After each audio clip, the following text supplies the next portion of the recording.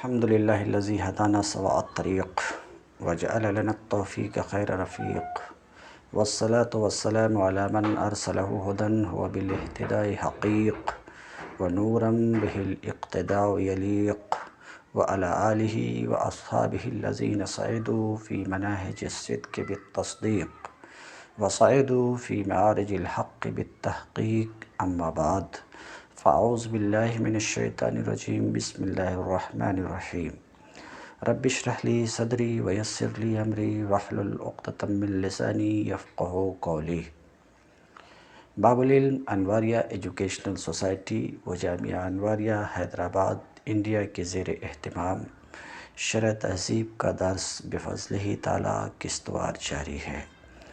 آج کا درس وقد یقال علی الماہیۃ المقول علیہا وعلی غیرہا الجنس فی جواب ما ہو ہے، ومختص بالاسم الاضافی کالاول بالحقیقی وبینہما عموم وخصوص من وجہ لتصادقہما علی الانسان وتفارقہما فی الحیوان۔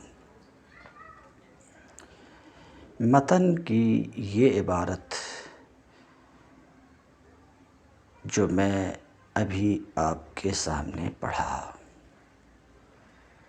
مصنف اپنی اس عبارت کے ذریعے سے اس بات کا فائدہ پہنچانا چاہتے ہیں کہ دیکھو، نو کا کے دو معنی ہیں، ایک تو وہ معنی جو پیچھے گزرا اور ایک یہ معنی۔ نو اپنے پہلے معنی میں نوع حقیقی کے نام سے یاد کی جاتی ہے۔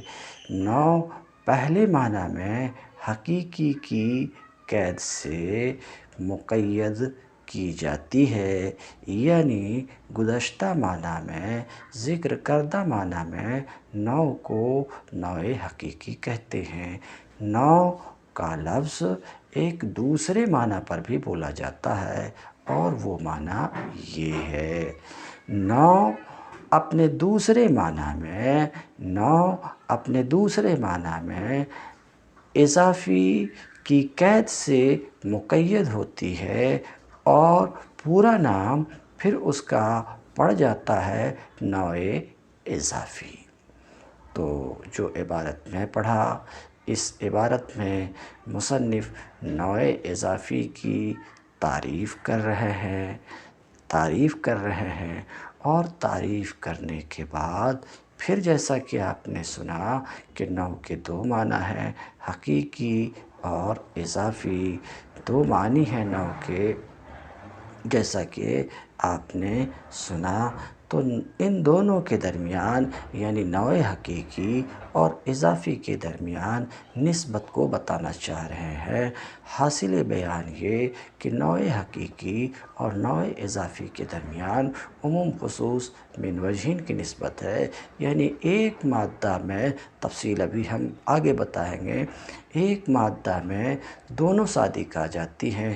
مثلا انسان میں نوع حقیقی بھی صادق ہے، نوع اضافی بھی صادق ہے، یعنی انسان نوع حقیقی ہے، کیوں؟ نو کی تعریف پڑھ چکے آپ۔ نوع حقیقی بھی صادق ہے اور نوع اضافی بھی صادق ہے۔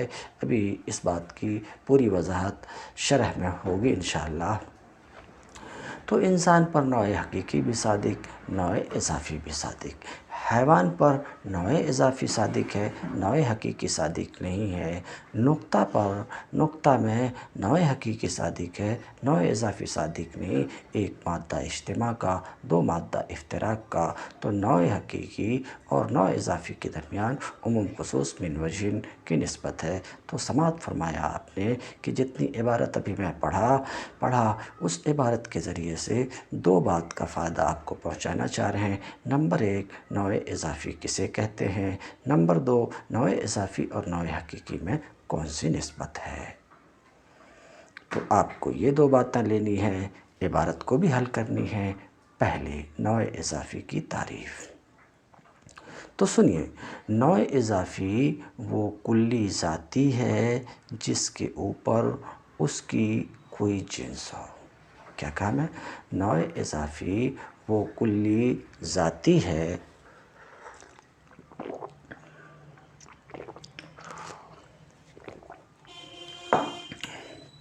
وہ کلی ذاتی ہے جس کے اوپر اس کی کوئی جنس ہو۔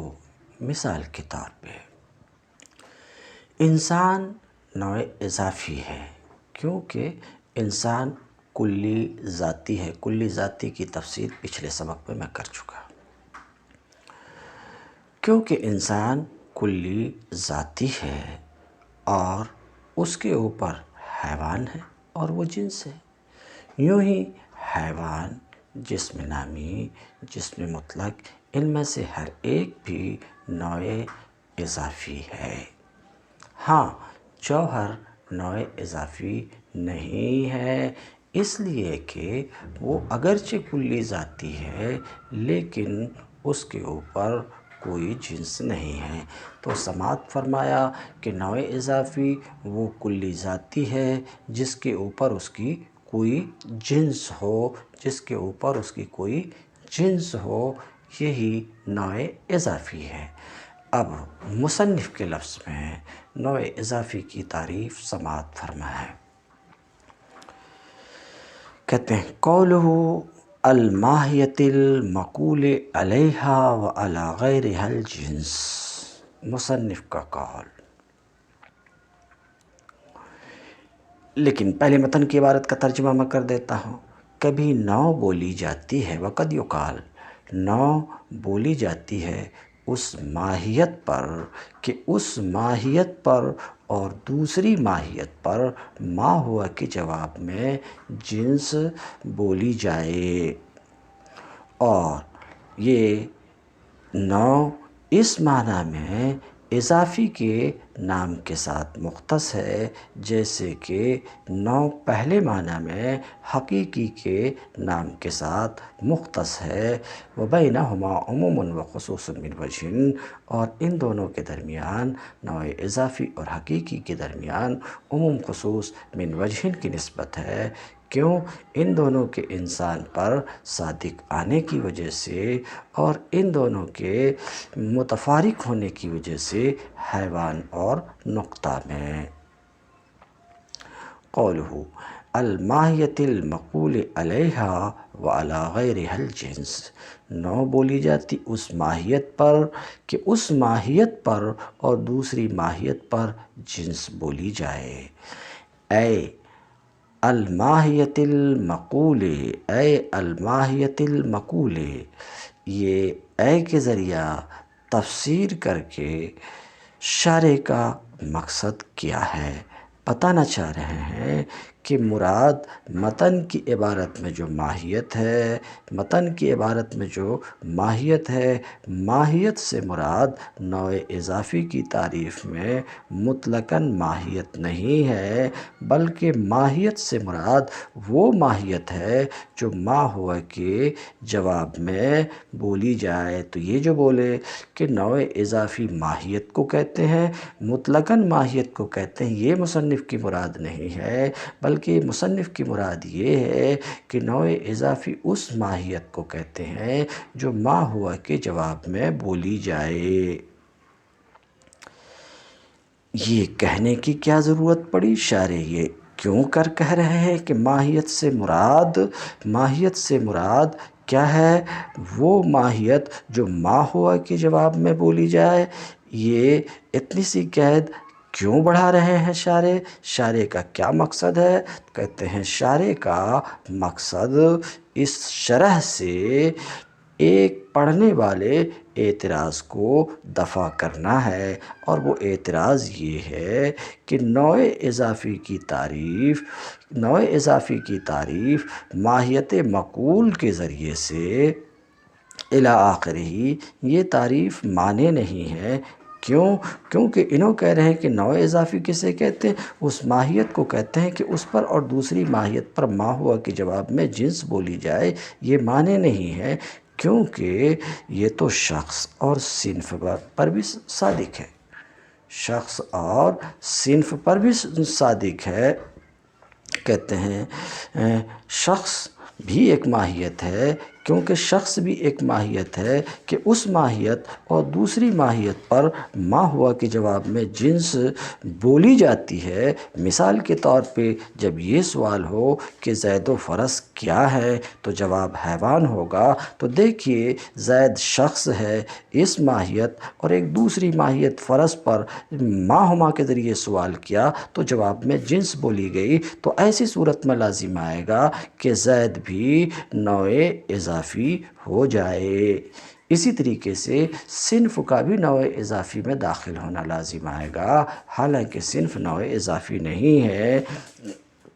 صنف اس نوع کو کہتے ہیں جو قید عرضی کے ساتھ مقید ہو، جیسے رومی، جیسے حبشی، جیسے ہندی، کیونکہ جب سوال کیا جائے کہ رومی اور فرس کیا ہے تو جواب حیوان ہوگا، تو دیکھیے صنف پر اور دوسری ماہیت پر جب ما ہما کے ذریعے سوال ہم کرتے ہیں، جیسا کہ ہم کہیں کہ ہندی اور فرس کیا ہیں، جواب حیوان ہوگا، تو ہندی جو صنف ہے اس صنف پر اور اس صنف پر اور ایک دوسری ماہیت فرس پر ما ہما کے جواب میں جنس بولی گئی، تو انہوں نے نوع اضافی کی تعریف کی کہ نوع اضافی وہ ماہیت ہے کہ اس ماہیت پر اور دوسری ماہیت پر جنس بولی جائے، صنف پر بھی جنس بولی جا رہی ہے، لہٰذا صنف کا بھی نوع اضافی ہونا لازم آئے گا۔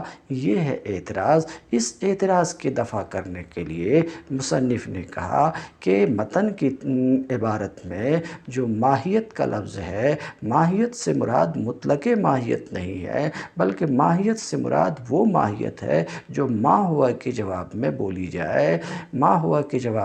جائے، اور یہ کلی ہوتی ہے تو شخص تو اس سے خارج ہو گیا، صنف کی جہاں تک بات ہے تو یہ ما ہوا کے جواب میں بولا نہیں جاتا ہے تو یہ بھی خارج ہوا، اب صنف اور شخص سے اعتراض وارد نہیں ہوگا۔ اسی اعتراض کو دفع کرنے کے لیے شارح نے واضح کیا کہ مصنف کی عبارت میں جو ماہیت ہے کہ نوع اضافی اس ماہیت کو کہتے ہیں کہ اس پر اور دوسری ماہیت پر جنس بولی جائے، ماہیت سے مراد ہے وہ ماہیت جو ما ہوا کے جواب میں بولی جائے، اور جب ایسا ہے تو شخص اور صنف سے اب اعتراض نہیں پڑے گا، کیونکہ شخص کلی نہیں ہے، صنف کلی تو ہے مگر ما ہوا کے جواب میں نہیں بولی جاتی، تو شخص اور صنف سے اعتراض دور ہو گیا اس بات کی تصریح کے بعد کہ ماہیت سے مراد وہ ماہیت جو ما ہوا کے جواب میں بولی جائے، یعنی وہ ماہیت جو ما ہوا کے جواب میں بولی جائے۔ فلا یکون الا کلیا ذاتیا، تو ظاہر سی بات ہے پھر تو یہ کلی ذاتی ہی ہوگی۔ کیوں کلی ذاتی ہی ہوگی؟ کیونکہ ما ہوا کے جواب میں جو بولی جاتی وہ کلی ہوتی ہے اور ذاتی ہوتی ہے اپنے ماتحت کے لیے، جزئی اور عرضی نہیں ہوتی۔ تو شخص جیسے کہ زید، صنف جیسے کہ رومی مثال کے طور پہ اس سے خارج ہے، اس ماہیت سے خارج ہے، کیونکہ یہ دونوں ما ہوا کے جواب میں واقع نہیں ہوتے، کیونکہ آپ نے جان لیا کہ ما ہوا کے جواب میں جو واقع ہوا کرتا ہے وہ نوع، جنس، حد تام میں منحصر ہے۔ فالنوع الاضافی، یہاں سے نوع اضافی اور نوع حقیقی کے درمیان نسبت کے بیان کو شروع کر رہے ہیں۔ فالنوع الاضافی دائماً اما ان یکون نوعا حقیقیا مندرجا تحت جنس کالانسان تحت الحیوان و اما جنسا مندرجا تحت جنس آخر۔ تو نوع اضافی دائمی طور پر یا تو نوع حقیقی ہوگی یا نوع حقیقی ہوگی جو کسی جنس کے تحت مندرج ہوگی، جیسے کہ انسان ایک جنس حیوان کے تحت مندرج ہے تو نوع اضافی کہتے ہیں نوع اضافی یا تو دائمی طور پر نوع حقیقی ہوگی یا یہ کہ نوع اضافی جنس ہوگی جو کسی دوسرے جنس کے تحت داخل ہوگی، مثال کے طور پہ حیوان جو جسم نامی کے تحت ہے۔ ففی الاول، تو اول میں یعنی انسان میں نوع حقیقی بھی صادق ہے، نوع اضافی بھی صادق ہے۔ نوع حقیقی کیوں صادق ہے بولنے کی ضرورت نہیں ہے، کیونکہ نوع حقیقی کسے کہتے ہیں؟ جو کثیرین متفقین بالحقائق پر ما ہوا کے جواب میں بولی جائے، اور انسان ایسا ہی ہے۔ اور نوع اضافی بھی اس کے اوپر صادق ہے، کیونکہ نوع اضافی اخص تحت العام کو کہتے ہیں، وہ کلی ذاتی جو کسی جنس کے ماتحت ہو۔ انسان کلی ذاتی ہے اور حیوان کے ماتحت ہے، تو اول میں نوع حقیقی اور اضافی دونوں صادق ہیں، اور ثانی میں یعنی حیوان میں اضافی تو پائی جاتی ہے، حقیقی یعنی حیوان نوع اضافی تو ہے، کیونکہ یہ کلی ذاتی ہے جو ایک جنس کے تحت ہے، ایک جنس کے تحت ہے، تو حیوان نوع اضافی حیوان پر نوع اضافی صادق ہے، مگر نوع حقیقی صادق نہیں ہے۔ تو ابھی تک آپ نے دو مادہ دیکھا، ایک اجتماع کا مادہ تھا کہ انسان میں شروع میں بیان کر چکا ہوں، اس لیے تفصیل نہیں کرتا ہوں، انسان میں نوع حقیقی بھی صادق اور نوع اضافی بھی صادق، اور ایک افتراق کا مادہ کہ حیوان میں نوع اضافی صادق ہے، حیوان نوع اضافی ہے، نوع حقیقی نہیں ہے۔ اب اگر ایک مادہ ایسا مل جائے جہاں نوع حقیقی صادق ہو نوع اضافی کے بغیر، تو پھر یہ بات ثابت ہو جائے گی کہ ان دونوں کے درمیان عموم خصوص من وجہن کی نسبت ہے۔ وہ تیسرے مادہ کی تلاش کرتے ہوئے شارح کہتے ہیں وَيَجُوزُ أَيْضًا تَحَقُّقُ الْحَقِيقِ بِدُونِ الْإِضَافِ، نیز نوع حقیقی کا تحقق اضافی کے بغیر بھی ممکن ہے، جائز ہے، اس صورت میں جب کہ نوع بسیط ہو۔ کوئی ایسی نوع ہے جو بسیط ہے، یعنی اس کا کوئی جز نہیں ہے، نوع کا کوئی جز نہیں، ظاہر سی بات ہے جب نوع کا کوئی جز نہیں تو اس کی جنس بھی نہیں ہوگی، کیونکہ جنس تو جز ہوا کرتی، تو جب نوع بسیط ہے تو اس کا کوئی جز نہیں، جز نہ ہونے کا مطلب جنس نہیں، تو اس کے اوپر جب کوئی جنس ہے ہی نہیں تو یہاں حال یہ ہوا کہ یہ نوع تو ہے مگر نوع اضافی نہیں ہے، کیونکہ نوع اضافی تو وہ کلی ذاتی ہوتی ہے کہ اس کے اوپر کوئی جنس ہو اور اس کے اوپر کوئی جنس نہیں ہے، تو یہاں نوع حقیقی صادق آئی نوع اضافی کے بغیر۔ وَيَجُوزُ أَيْضًا تَحَقُّقُ الْحَقِيقِ، نیز نوع حقیقی کا متحقق ہونا جائز ہے اضافی کے بغیر، نوع اضافی کے بغیر، اس صورت میں جب کہ نوع بسیط ہو لا جزء لہ، کہ اس کا کوئی جز نہ ہو تاں کہ جنس ہو، بات میں واضح کر چکا ہوں۔ اب اس کی کوئی مثال چاہیے جہاں نوع حقیقی نوع اضافی کے بغیر متحقق ہو، تو شارح کہتے ہیں اس کی مثال نقطہ سے بیان کی ہے کہ نقطہ میں نوع حقیقی صادق ہے نوع اضافی کے بغیر۔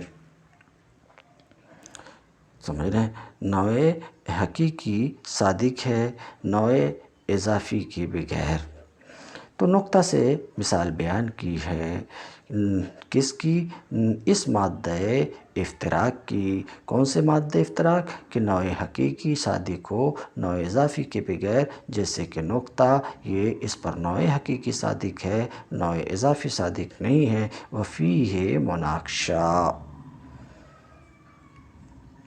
اس تمثیل میں مناقشہ ہے۔ مناقشہ اس اعتراض میں مناقشہ کا لفظ مستعمل ہوتا ہے، اس اعتراض میں مناقشہ کا لفظ استعمال کیا جاتا ہے جو ذرا تأمل سے جو اعتراض ختم ہو جائے، اس میں مناقشہ ہے۔ وبالجملہ، حاصل کلام یعنی مصنف کے کلام کا حاصل مناقشہ سے قطع نظر کر کے وہ یہ ہے کہ نسبت ان دونوں کے درمیان، نوع حقیقی اور اضافی کے درمیان عموم من وجہن کی ہے، نسبت ان دونوں کے درمیان کس کی ہے؟ عموم من وجہن کی ہے۔ مصنف کا قول نقطہ